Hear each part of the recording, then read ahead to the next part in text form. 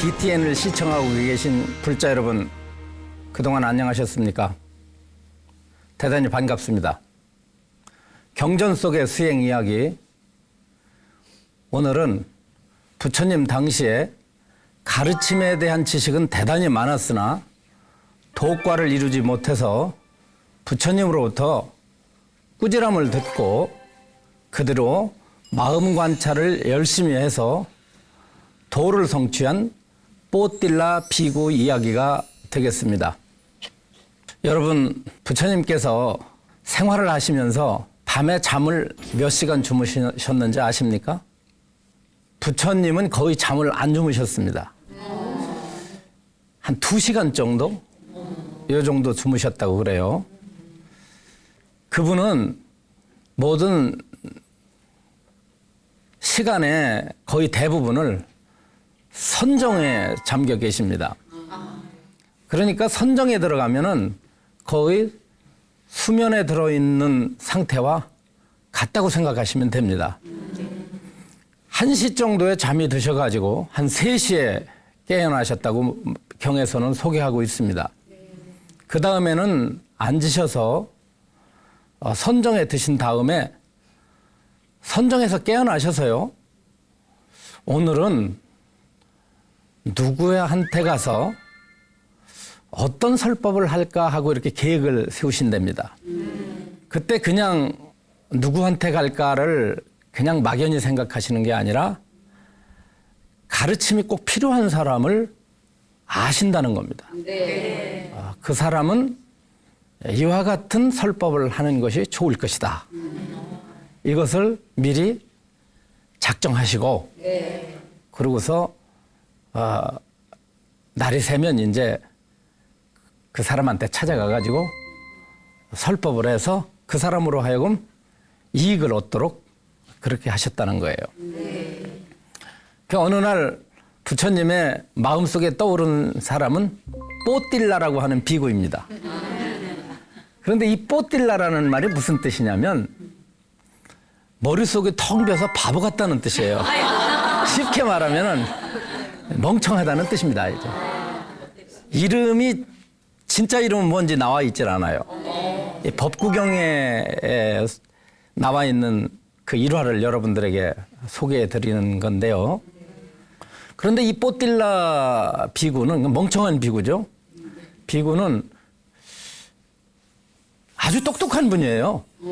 왜 똑똑하냐면 그분의 직책이 가출가한 스님들에게 부처님의 교리를 설명하시는 분입니다. 쉽게 말하면 강사예요. 네. 그런데 부처님께서 갑자기 사람들이 많은, 그것도 이제 여러 수행자들이 많은 곳에서, 거기는 이제 뽀딜라 비구로부터 뽀딜라 비구에게 존경심을 가지고 가르침을 듣는 그 제자들도 있을 거 아닙니까? 네. 그 사람들 앞에서 부처님이 갑자기 뽀딜라요, 공양은 했는가? 뽀딜라요, 몸은 건강한가? 이렇게 부르는 거예요. 네.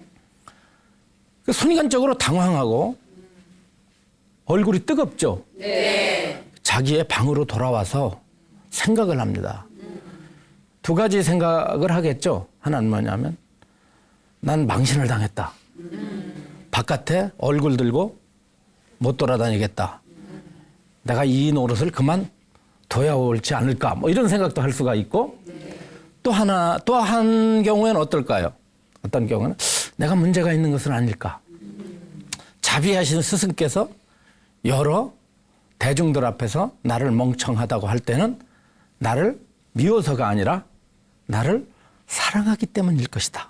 그리고 나에게 모자람이 많기 때문에 나를 경책해 주시기 위해서, 나를 깨우쳐 주시기 위해서 그렇게 호칭을 하셨을 것이다. 이렇게 생각을 합니다. 네. 앞에 식으로 해석하는 게 아니라 뒤에 식으로 해석을 해요. 네. 이렇게 생각하고 부처님께 다시 찾아갑니다. 네. 찾아가서 부처님께 여쭤요. 스승이시여, 제가 갖가지 가르침을 들었으나 제가 모든 교법 가운데에서 수행을 어떻게 해야 될지를 아직 정립하지 못하고 있습니다. 그러니 저를 위해서 거룩한 가르침을 베풀어 주십시오. 그랬더니 부처님이 뭐라고 그러시냐면 내가 그대에게 가르침을 베푸는 것보다 나를 대신해서 설법을 하고 있는 사리푸타에게 가서 설법을 듣는 것이 좋을 것이다. 이렇게 미루셔요. 근데 사리푸타는 여러분들 반야심경에 사리자라는 이름이 나오죠. 그 사리자는 이제 사리푸타를 사리자라고 이렇게 말하는 건데 그 사리푸타는 교단에서 법의 사령관이라고 해가지고 부처님을 대신해서 설법하는 위치에 있었습니다.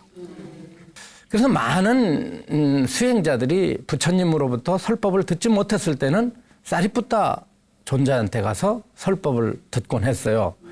마찬가지로 이제 부처님은 당신이 답을 해주지 않고 사리푸타에게 미루는 것입니다. 그래서 뽀틸라 비구는 사리푸타한테 갔어요. 존자시여, 제가 거룩한 가르침에 대해서 설법을 듣고자 부처님을 찾아뵈었으나 당신에게 찾아가서 법문을 들으라고 해서 제가 왔습니다. 그랬더니 사리푸타 존자는 뭐라고 그러면 이렇게 말해요. 아니, 대강사께서 저한테 가르침을 물으시다니요. 제가 어떻게 대강사에게 설법을 할 수 있다는 말씀입니까? 저기 밑에 지부장이 있으니 지부장한테 가시오. 그래가지고 집으로 내려보는 거예요. 그럼 사리푸타 존자가 높겠어요? 지부장이 높겠어요? 사리푸타 존자가 높죠. 그런데 지부장한테 보내는 거예요. 지부장한테 갔어요, 이번에는. 지부장한테 가서 두 분의 이야기를 했습니다. 그랬더니 지부장이 하는 말이 아니, 그것은 무슨 말씀이십니까? 이 대덕비구께서 저한테 법문을 들으시다니요. 제가 어떻게 법문을 감히 설할 수 있습니까? 저 지부보다도 낮은 저 지지부. 그러니까 거기에 있는 지부장한테 가라는 거예요. 더 급수가 낮은. 그걸로 밑으로 내려갔습니다. 더 낮은 곳으로. 내려가서 또 간청을 했어요. 설법을 해달라고. 그랬더니 아니, 제가 어떻게 설법을 합니까? 저도 감당할 수가 없습니다. 그래가지고 계속 내려갔어요. 내려가다 어디까지 내려갔냐면 엊그저께 출가한 어린 12살밖에 되지 않은 어린 수행자한테 갔는데 이 어린 12살 먹은 수행자가 보통이 아닙니다. 딱 판단을 했어요. 야, 이와 같은 강사면서 대덕비구가 큰 스님이 부처님을 거쳐서 사리푸타를 거쳐서 지원장을 거쳐서 지부장을 거쳐서 내려올 때는 이유가 있다. 이것은 필시 이 대덕비구가 가지고 있는 내가 그동안 가지고 있던 나는 강사다. 나는 사람을 가리키는 스승의 위치에 있다. 또는 나는 부처님의 교법에 대해서 잘 이해하고 있고 이와 같은 많은 지식을 가지고 있다라고 하는 아만심이 강했을 것이다. 그 아만심을 꺾어주기 위해서 위에 있는 수많은 비구들이 설법을 하지 않고 나에게까지 내려오게 했구나. 이렇게 판단을 합니다. 어린 12살 먹은 사미니께서 그렇게 진단을 하고 이제 많은 대덕비구들을 거쳐서 저한테 오셨는데 제가 그럼 마지막으로 설법을 해드리겠습니다. 그래요. 그런데 설법을 해드리기 전에 조건이 있습니다. 뭐냐 그래요. 저를 따라오라고 말합니다. 따라갔어요. 따라갔더니 연못이 있는 거예요. 연못에 다다르더니 하는 말이 저 연못에 뛰어 들어갔다 나오라는 겁니다. 근데 이 뽀틸라 비구는 어떤 옷을 입고 있었느냐면 비단가사를 입고 있었어요. 비단가사는 좋은 거 아닙니까? 이게 부처님 당시나 지금이나 그 제가자들은 스님들에게 먹을 것도 바치고 옷도 바치잖아요. 근데 부처님 당시엔 그 옷을 여러 가지를 바쳤어요. 비단도 바치고요. 어떤 가난한 사람은 자기가 입던 옷도 빨아서 바치고요. 그다음에 갖가지 천도 바치고 여러 종류의 의복을 바쳤습니다. 바쳤는데 물론 이렇게 법문을 잘하고 부처님의 가르침을 잘 풀어서 이해시키다 보니까 이 뽀틸라 비구가 강사 비구다 보니까 신도들로부터도 공양을 받고 공경을 받았겠죠. 그러니까 자연히 먹을 거나 입을 것이 다른 비구들보다 다른 스님들보다 어때요? 네, 좋죠. 여건이 좋죠. 그러니까 입고 있는 것도 비단 가사를 딱 걸치고 폼나게 하고 다녔는데 사민이가 하는 말이 연못에 들어갔다 나라. 그 연못에는 뭐가 있겠어요? 진흙이 있죠. 네. 그래서 두말하지 않고 뛰어들어갔다 옵니다. 뛰어들어갔다 오니까 그 좋은 가사가 전부 진흙으로 엉망이 됐지 않습니까? 네. 그 꼴을 하고 사민이 뒤를 쫓아가는 겁니다. 여러분 상상해 보십시오. 뽀딜라 비구가 비록 강사의 위치에 있었고 대덕비구의 호칭을 들었지만은 부처님의 말씀에 충실했던 것입니다. 자신의 잘못을 알아채고 자신의 허물을 인정하고 좀 더 밝은 빛의 세계로 나가기 위해서 자신보다 훨씬 나이가 어리고 수행 경력이 미치지 못하는 그 어린 사미를 따라서 그런 행동을 했다고 생각한다는 것은 그 속에 어떤 의미가 들어가 있겠어요? 진리라는 것은 무엇이 없어야 된다? 거만심이 없어야 되고 가르침 앞에서 자신을 항복받아야 된다. 예, 버려야 된다는 거예요. 네. 그래서 우리가 진리를 접근하는 데 있어서 부처님의 가르침을 접근하는 데 있어서 가장 장애 요인이 뭐냐면은 불신, 믿지 못하는 것과 또 하나가 뭐냐면은 거만심입니다. 내가 이렇다는 거. 나는 이와 같은 사람이다. 나는 이와 같은 지구일을 가졌고 나와 이와 같은 재산을 가졌고 나는 이와 같은 명예를 가졌고 나는 이와 같은 사람이다. 라고 하는 것은 그것은 진리의 세계에는 완전히 배치되는 만날래야 만날 수 없는 원수지간이에요. 진리와 거만심은 이것은 전혀 반대의 방향을 하고 있습니다. 훌륭한 것은 그 진리를 좀 더 알기 위해서 자신보다 훨씬 연령적으로나 경험적으로나 경력적으로나 여러모로도 비교를 할 수 없었던 그런 사민이의 뒤를 따라서 가는 대덕비구, 뽀딜라 비구를 여러분들 한번 연상해 보세요. 그러면서 나도 과연 저렇게 할 수 있는 마음이 나올까? 거의 아마 못합니다. 네. 그런데 앞에 쭉 따라가다 보니까 숲속으로 들어가는 거예요. 한참 들어갔는데 사민이가 하는 말에 여기서 서십시오. 대덕비구시오. 섰어요. 섰는데 다음엔 섰더니 앞을 보시죠. 앞을 봤더니 뭐가 보이냐면 흙더미가 보이는데 그 흙더미가 어떤 흙더미냐면 거미집입니다. 나는 못 봤는데 흙 속에 파는 흙을 파고서 사는 거미집이 있대요. 그런데 그 거미집에 거미들이 이제 들락날락 하다 보니까 거미집이다 보니까 구멍이 뚫려 있겠죠. 이제 그죠? 땅에 구멍이 뚫려 있는 거예요. 이런 구멍이 툭 뚫려 있는데 그게 공교롭게 몇 개냐면은 구멍이 하나, 둘, 셋, 넷, 다섯, 6개인 거예요. 6개. 6개 구멍이 보이는 거예요. 거미가 들락날락하는 구멍이 보이는데 거기를 지켜보라는 거예요. 사미가 시키는 대로 뽀딜라 비구는 그것을 지켜봤습니다. 지켜봤는데 조금 있다가 도마뱀이 거미 굴 속으로 들어가는 거예요. 왜 들어갔겠어요? 거미 잡아먹으려고 들어간 거예요. 그때 같이 그 모습을 관찰하고 있던 어린 사미가 뽀딜라 비구에게 말하기를 자, 저 거미집 안으로 방금 도마뱀이 들어갔습니다. 어떻게 하면 저 도마뱀을 잡을 수 있겠습니까? 생각을 합니다. 6개의 구멍 가운데 5개 구멍을 막아야 됩니다. 네. 어디로 나올지 모르니까. 네. 5개 구멍을 막아버리고 하나의 구멍만 남겨두었다가 그 하나의 구멍을 예리하게 관찰하다 도마뱀이 바깥으로 머리를 내밀 때 잽싸게 낚아채면은 도마뱀을 잡을 수가 있습니다. 뽀딜라 비구가 대답을 했습니다. 그러자 사민이가 이렇게 말했습니다. 그렇습니다. 대덕비구요. 마치 저 도마뱀이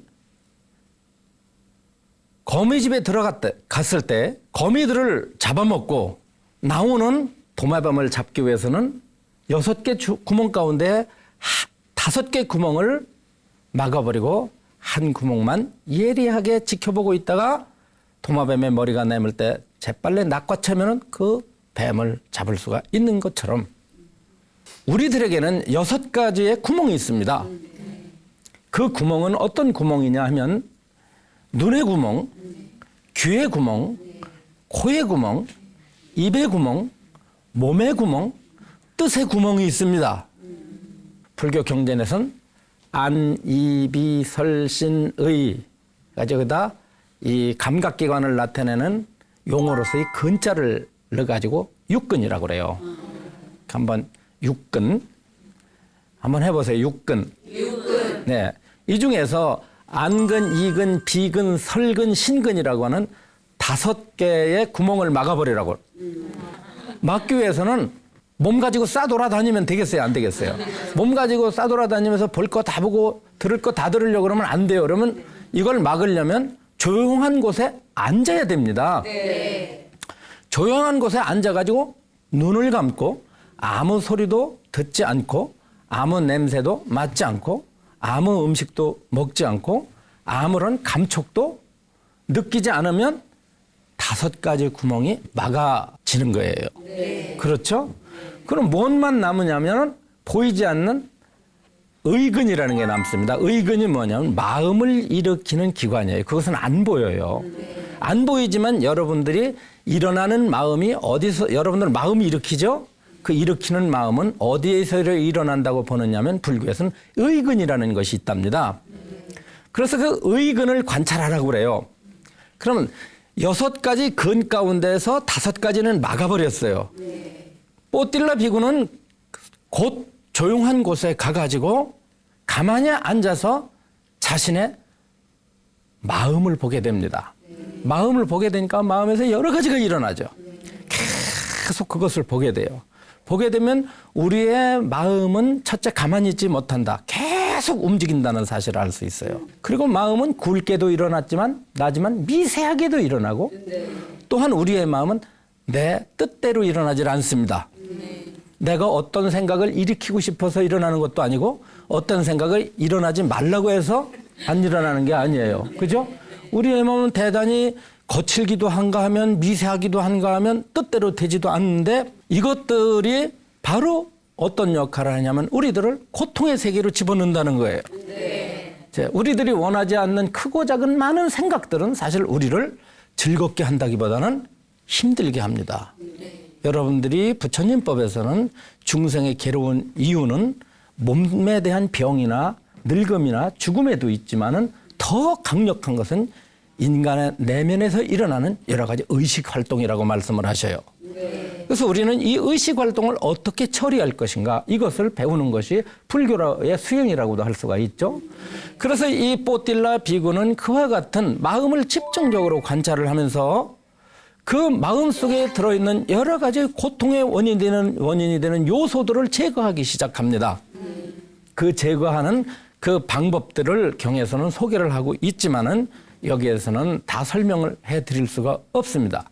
아무튼 뽀틸라 비구는 그와 같은 여러 가지 그 과정을 거쳐서 수행을 완성하게 되는데 곧 얼마 되지 않아 가지고 마음을 관찰하는 수행을 통해서 불교 수행의 최고의 경지라고 할 수 있는 아라한의 경지에 도달하게 됩니다. 예. 그가 도과를 성취할 수 있었던 것은 무엇이겠습니까?